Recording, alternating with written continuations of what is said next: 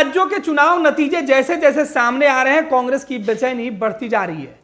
4 राज्यों में शिकस्त की तरफ बढ़ती कांग्रेस ने अब एक बार फिर से 2024 के चुनाव के पहले उनको विपक्ष की याद आई और विपक्षी दल के नेताओं की बैठक अब दिल्ली में बुलाई गई है। मल्लिकार्जुन खड़गे ने, कांग्रेस के जो राष्ट्रीय अध्यक्ष हैं, उन्होंने सभी पार्टियों के प्रमुख को फोन किया है जो गठबंधन के साथ हैं। आपको बता दें कि पिछले कई महीनों से कांग्रेस विपक्षी दल की बैठक को टाले जा रही थी। कांग्रेस का यह कहना था कि वो चुनाव में व्यस्त है, लेकिन अब जब चुनाव के नतीजे सामने आए हैं तो मल्लिकार्जुन खड़गे को विपक्ष की याद आई है। इधर विपक्ष के नेताओं ने यह कहा है कि अब बैठक में बुलाया जा रहा है तो देखा जाएगा कि नतीजे किस तरीके से बैठक के निकल के सामने आ रहे हैं। लंबे समय से विपक्ष के नेताओं की यही मांग थी कि कांग्रेस सब कुछ तय कर ले, सीट बंटवारे के साथ साथ आपसी जो तालमेल करनी है राज्यों के अंदर कांग्रेस को, वो भी स्पष्ट करे।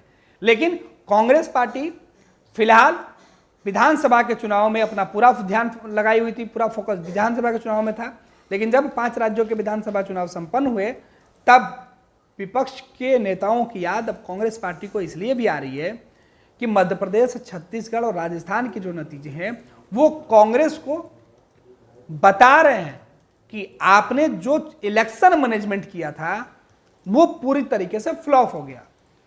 तो इन 4 राज्यों के साथ, इन 5 राज्यों की पूरी अगर बात कर ले तो 5 राज्यों के जो चुनाव नतीजे आने वाले हैं उसके मंथन के बाद विपक्षी दल के नेताओं के साथ कांग्रेस पार्टी एक बार फिर से मंथन कर अब नरेंद्र मोदी को हराने के लिए, नरेंद्र मोदी को सत्ता से बेदखल करने के लिए, नरेंद्र मोदी की जीत को, विजय रथ को रोकने के लिए अब रणनीति बनाने में जुटेंगे। हालांकि यह बैठक दिल्ली में होनी है, देखना है कि इस बैठक के नतीजे क्या निकल के सामने आते हैं। क्या कांग्रेस अपने इन राज्यों के चुनाव के नतीजों से सीख लेती है? कांग्रेस पार्टी क्या अब आगे आने वाले चुनाव में क्षेत्रीय दलों की भूमिका को समझेगी, उनकी जरूरत और उनके क्षेत्र में ताकत को समझ पाएगी?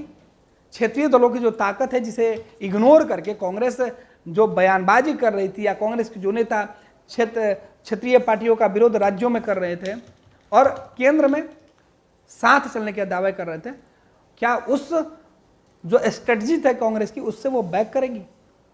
कई मुद्दे पर बातचीत होगी। क्या ममता बनर्जी जिस बात को उठा चुकी थी बैठक में, इंडिया गठबंधन के बैठक में, क्या उसी बात को कांग्रेस अब मानने के लिए तैयार होगी? नीतीश कुमार जो बातें कह रहे थे, अब क्या नीतीश कुमार को सुना जाएगा? ममता बनर्जी को सुना जाएगा? लालू प्रसाद यादव जो बातें कह रहे हैं क्या उसे कांग्रेस मानेगी? जो अखिलेश यादव कह रहे हैं उत्तर प्रदेश के लिए कांग्रेस पार्टी को, क्या अब अखिलेश यादव की बातें कांग्रेस मानेगी? विपक्ष का चेहरा कौन होगा? विपक्ष की एकजुटता के जो मूल मंत्र होंगे वो सिद्धांत क्या होंगे?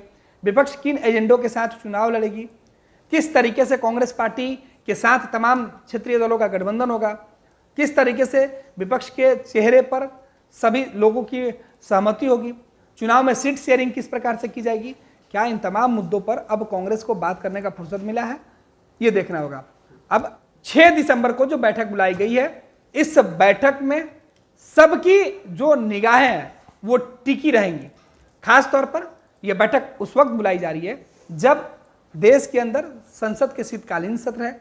विपक्ष पूरी एकजुटता के साथ सत्ताधारी दल को घेरने की कोशिश करेगी, नरेंद्र मोदी से सवाल जवाब पूछे जाएंगे, लेकिन उसके पहले कांग्रेस अपने सहयोगियों की ताकत इकट्ठा करेगी।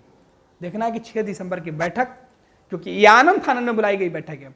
इसके पहले जब भी विपक्षी दलों की बैठक हुई है तकरीबन 15 दिन पहले सबको सूचना दी गई थी और भव्य तैयारी किया गया था, लेकिन यह चंद घंटे पहले, चंद दिनों पहले यह बैठक की सूचना, वो भी तब जब 4 राज्यों के चुनाव के नतीजे कांग्रेस के खिलाफ दिख रहे हैं, तब यह बैठक बुलाई गई है। अभी मल्लिकार्जुन खड़गे ने सबको फोन पर यह सूचना दी है कि बैठक के लिए 6 दिसंबर की तारीख तय की गई है। जाहिर सी बात है कांग्रेस के अंदर बेचैनी अब दिखने लगी है और कांग्रेस अब इस बेचैनी में अपने लोगों को इकट्ठा करने में जुटी है, क्योंकि कांग्रेस मध्य प्रदेश, छत्तीसगढ़ और अन्य राज्यों में चुनाव के नतीजे से सबक लेती हुई दिख रही है। अब देखना है कि 6 दिसंबर की बैठक में रणनीति किस तरीके से विपक्षी होती है, उस पर सबकी निगाहें होगी। खास तौर पे कांग्रेस अब क्षेत्रीय दलों को कितना तवज्जो देती है, यह भी एक बड़ा मुद्दा हो सकता है।